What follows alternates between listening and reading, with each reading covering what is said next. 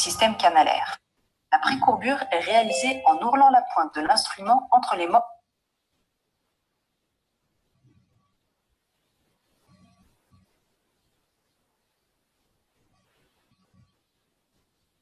Que cette courbure soit régulière et n'occupe que les 3 à 4. La progression apicale dans le canal de la ligne K10 se fait par une poussée.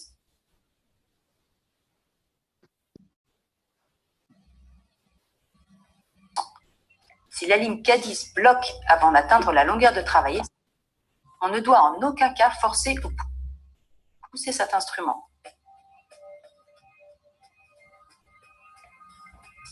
La lime est ensuite nettoyée dans une compresse stérile, imbibée d'hypochlorite de sodium à 2,5%. Le canal est irrigué avec 1 ml au minimum d'hypochlorite de sodium à 2,5%.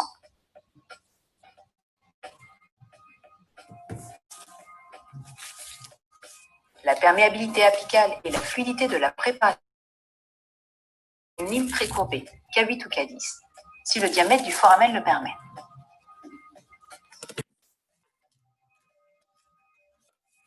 La seringue d'irrigation ne permet pas aux irrigants d'atteindre la zone apicale. C'est ce qu'on appelle l'irrigation passive.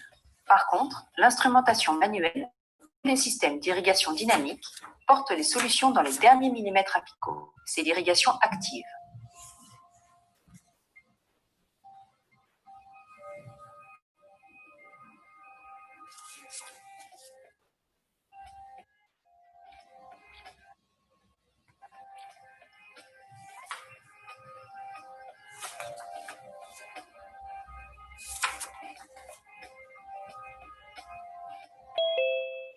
Nous utilisons ensuite la lime K15. Notons qu'entre les lignes K10 et K15, le diamètre de pointe augmente de 50%. L'opérateur constate une rigidité plus importante sur cet instrument. La gestuelle est identique à celle de la ligne K10. On reporte la longueur de travail à l'aide d'une réglette endodontique. On la précourbe comme pour la ligne K10.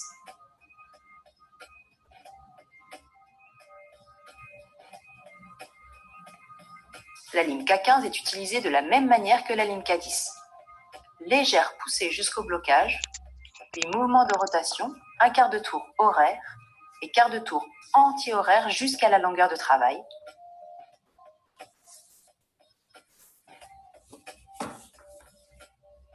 Puis sortie en mouvement horaire complet. On obtient au fur et à mesure une préforme qui supprime les interférences canalaires et assure progressivement une fluidité.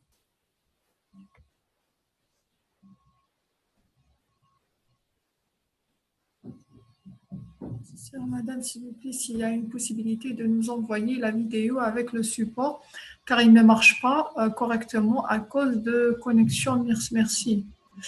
Les vidéos, vous allez les trouver sur YouTube. Hein. Vous allez les trouver. Vous allez écrire Limca et vous allez trouver la vidéo. D'accord? Tous les vidéos, vous allez les trouver sur YouTube. Ce n'est pas des vidéos. Alors, est-ce que vous avez des questions concernant ce que vous avez vu dans la vidéo? Madame, Oui. comment savoir qu'on a dépassé l'apex de 0,4 mm, 0,4 mm? Non, on ne dépasse pas l'apex. S'il y a une possibilité de... Non, on ne dépasse pas. D'accord. Là, c'est dans cette vidéo, c'est... Si on dépasse... Là, on va parler maintenant de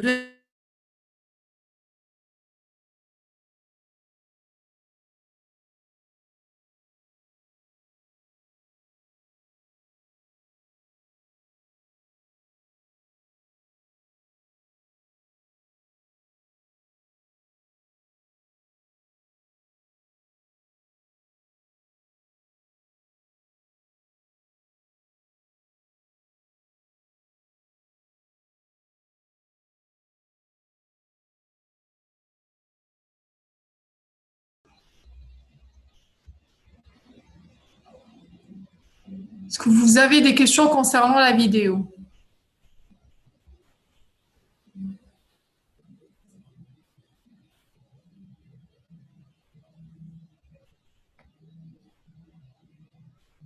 Non? On passe? Oui, madame, on passe. Très bien. D'accord. Donc, vous avez vu dans la vidéo la longueur de travail et tout. Donc, pour calculer notre longueur de travail, il faut connaître notre limite apicale qui est l'apex.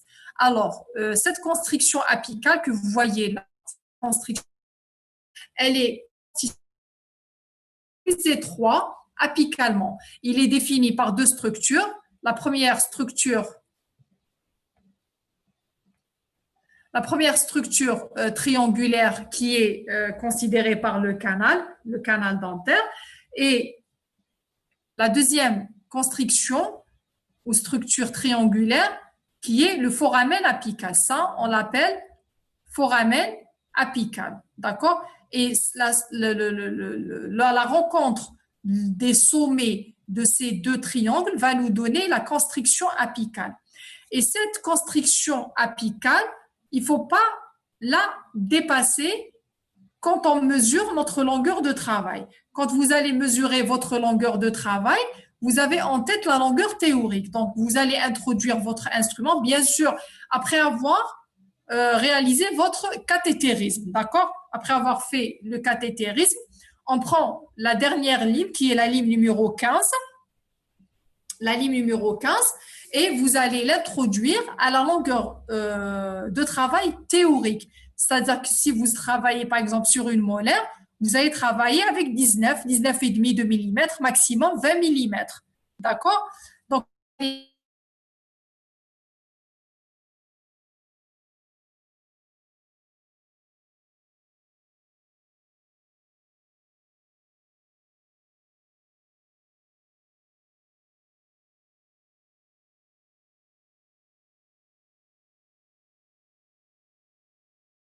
Oui, très bien. oui. Alors, quand vous allez prendre votre longueur de travail, si c'est une pulpite, généralement, la constriction apicale et le foramen apical est respecté. Il n'y a pas de résorption. D'accord? Par contre, si vous êtes en face d'une gangrène pulpaire, surtout s'il y a un granulome, là, cette partie sera résorbée. Donc, comment vous allez calculer votre longueur de travail? Donc, si c'est une structure apicale non remaniée, c'est-à-dire que c'est une pulpite et la partie apicale est respectée, donc vous allez calculer votre LT, la longueur de travail, par rapport à cette limite. Par rapport à cette limite, mais à 1 millimètre. Donc, les auteurs ont considéré que cette longueur est de 1 à 2 millimètres. D'accord? Donc, quand vous allez calculer votre longueur de travail, votre instrument ne doit pas arriver à ce niveau dans la radio. Il faut arriver à ce niveau, à 1 millimètre de la limite radiologique de votre dent. Donc, et si vous avez une structure apicale pathologique où il y a eu résorption de cette partie, donc votre instrument va arriver jusqu'à ce niveau. D'accord? Mais à ne pas dépasser. C'est-à-dire quand vous allez dépasser la dent, là, vous allez entrer dans l'espace parodontal et desmodontal et là, vous aurez beaucoup de réactions inflammatoires et qui peuvent être même aiguës.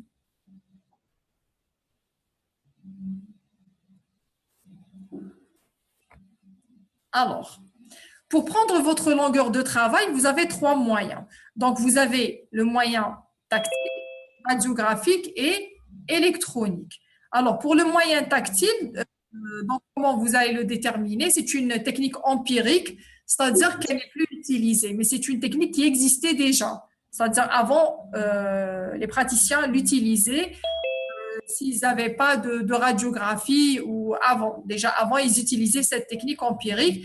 Comment on la détermine? On détermine la constriction apicale en introduisant une lime de faible diamètre dans le canal jusqu'au blocage dans la progression. C'est-à-dire, vous introduisez votre lime et dès que vous sentez un blocage, donc vous allez vous arrêter et prendre ça comme longueur de travail. Mais bien sûr, vous aurez en tête déjà votre longueur théorique. Par exemple, si vous avez une longueur théorique de 19 mm, bien sûr, l'instrument doit s'introduire au moins à 19 millimètres et non pas à 10 millimètres ou à 5 millimètres. Sinon, sûrement, il y a un problème à l'intérieur. N'est pas atteint au moins la longueur théorique, c'est-à-dire qu'il y a un problème à l'intérieur, soit des calcifications, ou peut-être vous avez fait un faux passage d'instrument, vous avez perforé la dent, d'accord? Donc, il faut toujours mettre ça en tête. Mais c'est une technique qui n'est plus utilisée, d'accord?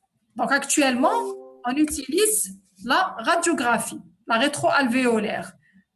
Soit la rétroalvéolaire, également la RVG. Actuellement, la radiovisiographie. On utilise plus la RVG. Mais on utilise encore la radiographie, d'accord? Alors, pour la radiographie, vous allez utiliser une LIMCA numéro 15. Vous allez utiliser la réglette pour calculer votre longueur de travail et le stop, bien sûr, qui sera votre repère.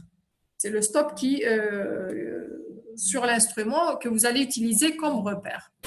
Alors, et vous allez ensuite faire la règle de 3. Donc, normalement, vous aurez en tête la longueur apparente de la dent. C'est-à-dire, on connaît tout le monde les longueurs de nos dents. Là, vous avez fait ça en anatomie en deuxième année. Vous avez tous les longueurs anatomiques et vous avez la longueur de l'instrument. Donc, vous calculez, avant d'introduire à l'intérieur du canal, vous allez calculer sa longueur. D'accord? La longueur que vous allez introduire. Donc, vous avez la longueur apparente de la dent et vous avez la longueur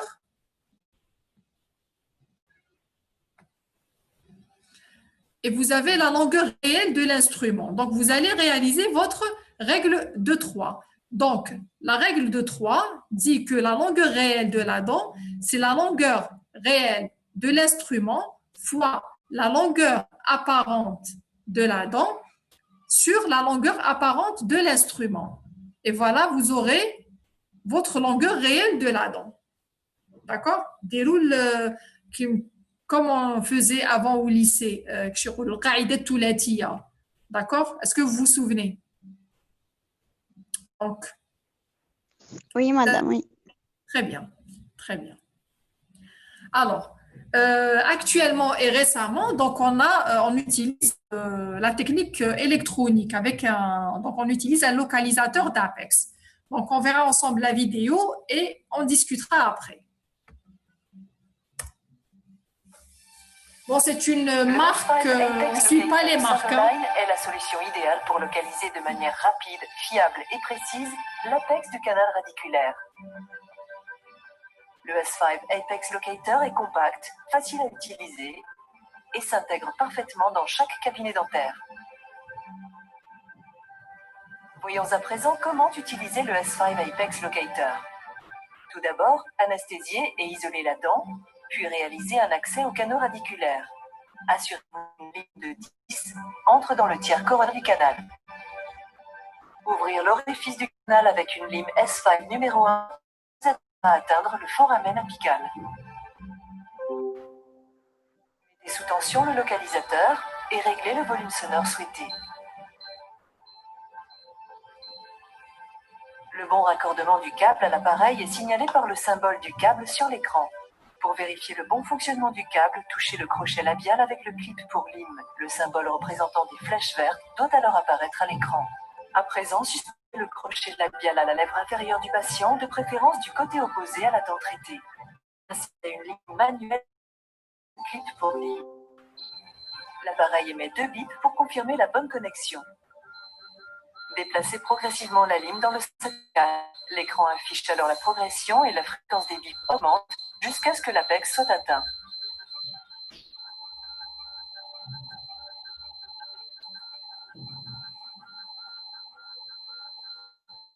Poil apical atteint, l'indicateur rouge 0 apparaît, accompagné d'un signal sonore constant. Un déplacement au-delà de ce point est indiqué par le symbole over et un signal sonore différent. Le point 0 peut maintenant être mesuré en ouvrant le clip pour lime et en abaissant le stop le long de la lime jusqu'à un point de référence de la dent. Un repère La longueur à anatomique. traiter pour ce canal est à présent déterminée. Et il calcule avec la réglette. Le S5 Apex Locator. Encore une solution parfaite. Est-ce qu'il y a des questions?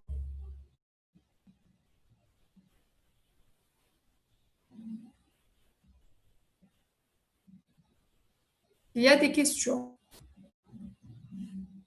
concernant le localisateur d'Apex. Est-ce qu'il y a des questions depuis tout à l'heure? Est-ce qu'on va s'arrêter là comme pour vos camarades, parce qu'ils étaient fatigués. On termine le samedi. Est-ce que vous avez des questions? Vous pouvez les poser maintenant.